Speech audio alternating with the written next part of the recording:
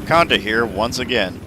Today we're going to mix it up a little bit, and I'm going to bring you some footage from a stream I did with Battlefield 4. I know lately it's been Command and Conquer videos and Jeep videos, so I figured I'd add a little something new and different to this game.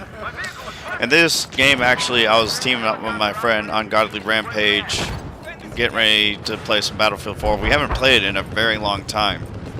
And we've been mainly playing Battlefield 1 together when I get on my Xbox, so it was kind of refreshing to go back to Battlefield 4.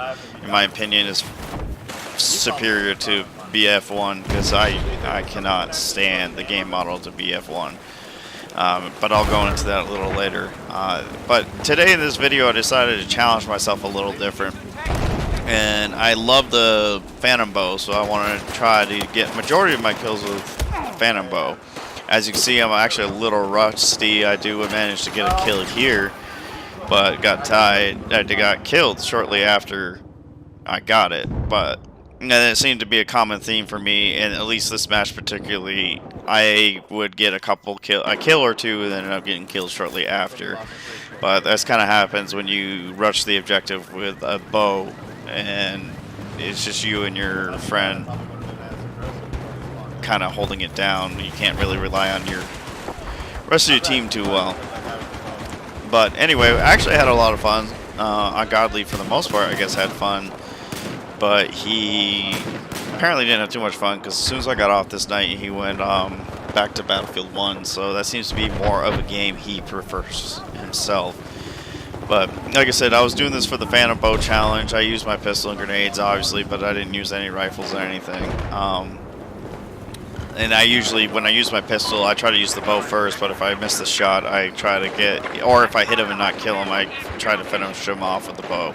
I'm sorry, with the pistol. But one of the things I actually really like about Battlefield 4, I don't know if it was originally planned when they launched it, or if it's something they decided to do after the fact because of how broken Battlefield 4 was when it originally came out. It was pretty bad. It had server connection issues, it was laggy, it kicked you all the time, made it impossible to join up with your teams. So I don't know if DICE and EA kind of added what I'm about to talk about is the Phantom Bow, or the Phantom Project, or if they did it after the fact. It's kind of like, sorry guys, forgive us, here's something to keep you entertained for a while. But I loved it, and I was kind of hoping they'll do it in Battlefield 1, but they didn't. And it was kind of disappointing, and I'm crossing my fingers and hoping Battlefield 5 will bring something similar. We'll see how that goes, though, since a lot of people are complaining about historical inaccuracies in a video game and they only seem to be the only concern about the accuracies is the female playable characters and the female that appears to be in the campaign. When, you know, there's hundreds of things I could probably dissect in the game that is historically inaccurate, but luckily I'm not playing it for historic reasons. I'm playing it for a game that I enjoy and have fun with. But I'll save that rant for another video. I do plan to cover my thoughts and feelings about Battlefield 5, EA, and the gamers that are upset at EA about it and how EA is responding to them. So stay tuned for that. And basically, I guess you can kind of consider it part 2, because it'll be based off the same group of matches that I played in this one. But in this video, I want to talk about the Phantom Bow Challenge, and like I said, how much I enjoyed it and hope it comes in future Battlefields. It was kind of fun. It was like a Easter egg challenge hunt that made you feel like you were a part of a bigger community, because it led to other gamers, YouTubers, and streamers all going for the same objective. In a way, I mean, I don't know if I would completely compare it to it or say it's a good analogy, but it's kind of like Ready Player One, where everybody's going for the keys to get the Easter egg to unlock the Oasis and basically become the Willy Wonka of the gaming community, kind of like with the golden ticket. But instead of taking control of Battlefield 5, you got camouflage, dog tags, skins for your guns and vehicles, and the bragging rights to say you have the Phantom Bow, whether you're good at it or not, using the bow, that is. And I really enjoyed it. I really hope they continue something like that, but I have a feeling that's not going to happen. I will be pleasantly surprised, to say the least, if it does happen.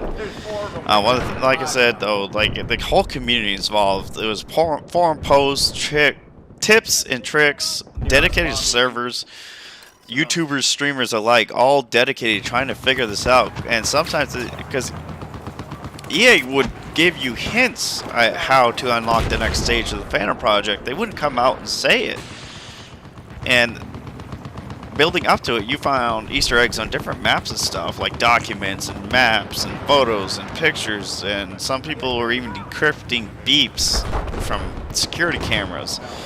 And it made all kinds of fan theories and stuff that I loved about it. It made it entertaining to play the game and see what can happen next, and what is this Phantom Project going to eventually lead up to. There's even stories about, because of the dinosaur Easter egg on Rogue Transmission, that there was going to be a survival mode where you're fighting dinosaurs, which I think would have been really cool if they did it, but they never really broke down to do it.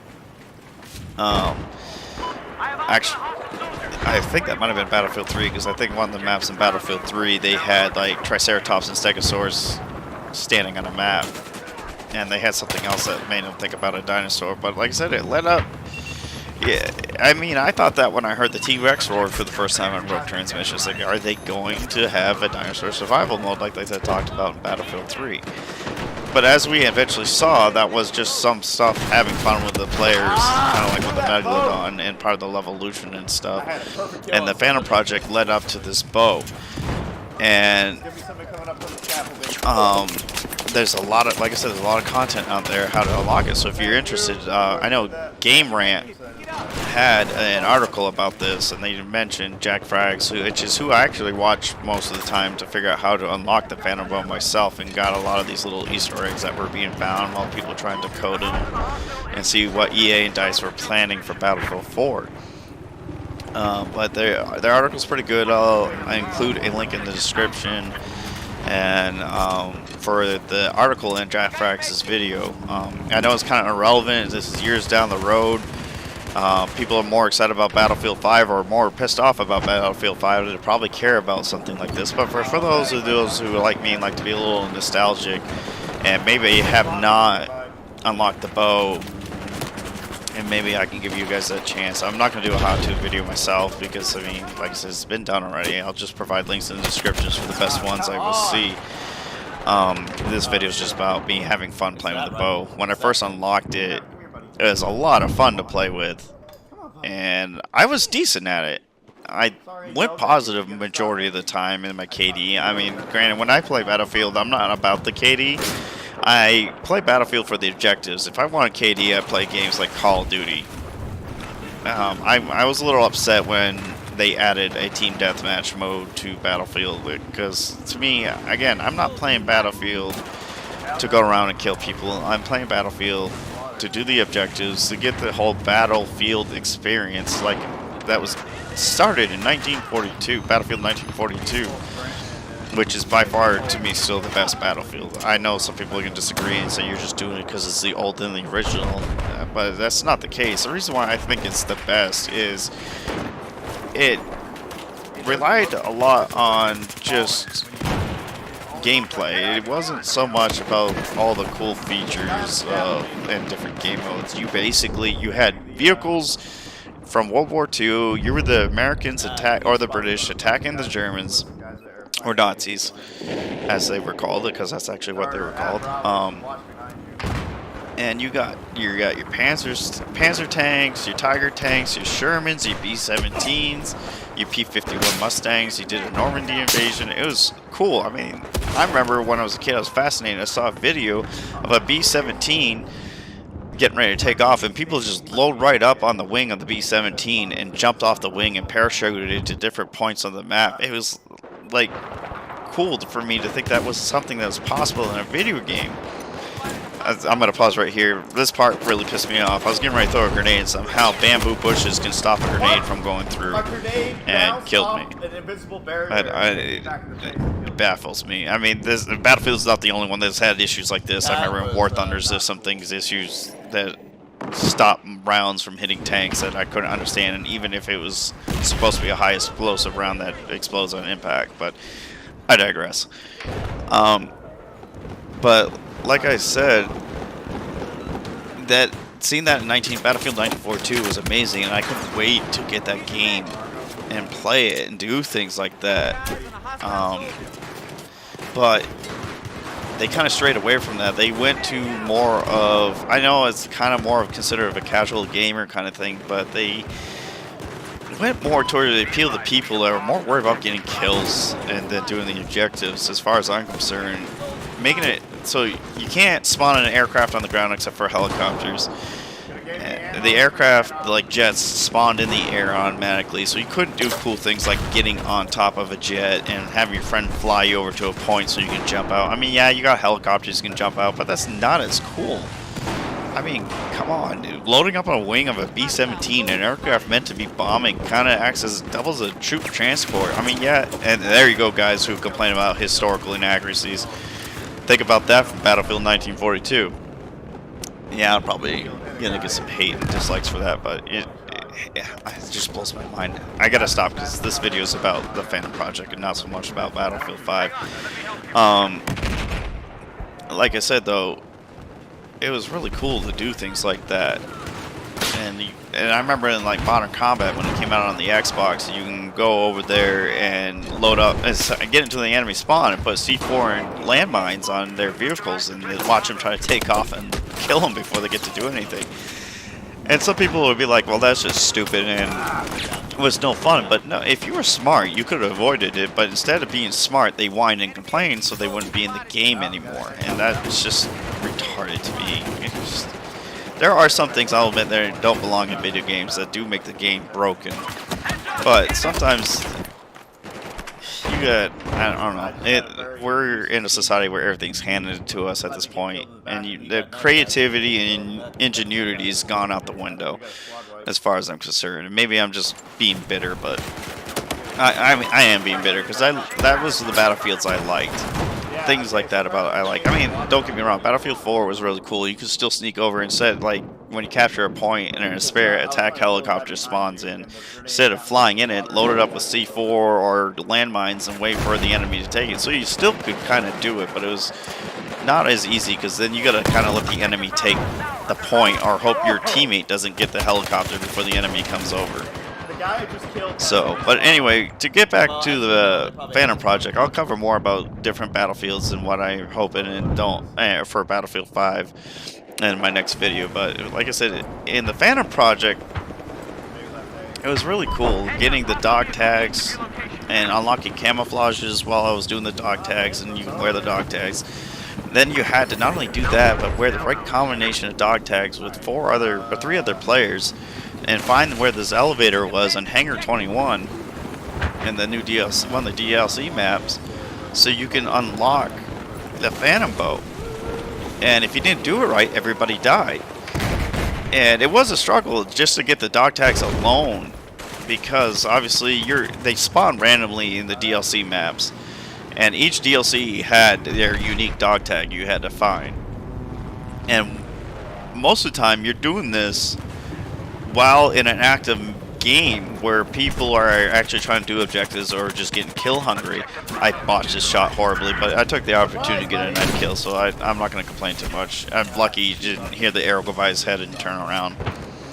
But like I said, you not only are you trying to survive, get kills, take objectives, you're also trying to look for dog tags, which made it difficult because some of these dog tags spawned at objectives that you may not have necessarily controlled on your team. So you had to fight your way through the enemy, hopefully at least neutralize the objective so they couldn't spawn there anymore.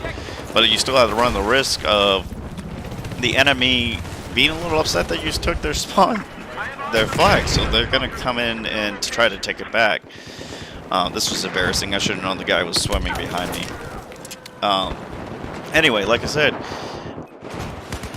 so you had to deal with onslaughts of enemies while you're trying to get your dog tags, and that made it fun and exciting. It got frustrating and angry. I might have had many nights where I got pretty upset that I did all that just to get killed and couldn't get the dog tag, and you had to finish the match.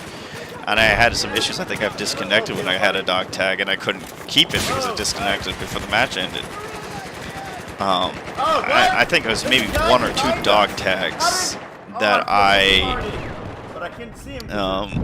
actually went to a dedicated server to get the dog tag because I got sick of trying to, like, I can't remember the name of the map. I'll see if I can find a picture and add it in here somewhere. But it's a heavily wooded area, and I think there's like a ravine in the middle, and you got bunkers that people can get into, and you can eventually destroy the bunker as a levolution. That one was the hardest for me to find a dog tag, and I think that is, I don't know, again, I don't know if it was the only one, but that was the one I remember very clearly I went to a dedicated server to do, because I could not find it. And I remember just teaming up with random players in squads trying to hunt down these dog tags, and it was fun. It made you interact with other people. Now when I play games like Battlefield or any shooter for that matter, I'm only talking to people I know. Again, I mean, my friend, when we play Battlefield 1 on Godly Rampage, will do searching for groups to get a full squad, because he prefers playing with squads, because I gotta admit, playing with randoms in an objective-based game is horrible, because eventually everybody gets in it for yourself and wants only kills, but when you get a full squad, you're more likely, with people that you're talking to, you're more likely to go for the objective. But I mean, sometimes that backfires, sometimes it's not that great, but it's still better than playing with randoms. So, but other than that, I'm never talking to random people. I'm just talking to my friends that I've been talking to since the dawn of online video game on consoles. I didn't get into heavy PC gaming until later down the road, at least online anyway. But like I said, it had a huge community following, and with Twitter, YouTube, Facebook, forums, Twitch, people joining party chats with people they would never join just to do these things. The community following to Battlefield 4's Phantom Project was unbelievable, and one of my most enjoyable things, and the pride I had when I finally had this game and this bow in my hand was pretty impressive. I mean, I was a little sad. I had somebody tell me that you can actually get the bow in a pretty easy way now, but I've done some searching. I haven't been able to find it online. If it is true, I'm going to be really disappointed, because then it kind of, I would have bragging rights to say I got the bow the hard way, and I enjoyed every minute of it. The bow is a lot of fun to play with. I may not be the greatest. When I first started using it, I got pretty decent at it, and I would go even or positive quite a bit, like I said earlier, but as you see here, I struggle with it. But what do you guys think? Do you think EA and DICE should continue these little fan favorites, kind of like a tribute to the players of having these little projects, if you would, top secret projects to keep them entertained? Even I mean, the multiplayer wasn't really meant to be like a campaign or anything. It was just meant to be any other competitive multiplayer. So do you guys think they should add things like that just to make the multiplayer more entertaining as you compete with friends or people you don't even know? Or do you think that Battlefield 4 was good enough and it was DICE and EA's way to say, sorry, we broke this game on launch and it took us forever to get it fixed, and it's still not quite fixed? So let me know what you think in the comments, and follow me on Twitter and Facebook as well, and let me know there. And if you see me online on Twitch, stop by and I'd be more than happy to discuss this and any other Battlefields, present, future, or past. So if you enjoyed what you saw tonight, I hope you also click the follow button, the subscribe button, and catch me on Twitch and follow me there as well, and click the notification for more videos like this. I plan to do it, like I said, another video to talk about other Battlefields shortly, so look forward to that. So anyway, guys, that's enough for this video. I hope to see you in the next video and see you around either on Twitch or Facebook or Twitter. Links are all in the description, and let me know what you think in the comments, as well as my content, what you'd like to see and like to see changed. So anyway, guys, I hope you have a good one, and I'll talk to you later.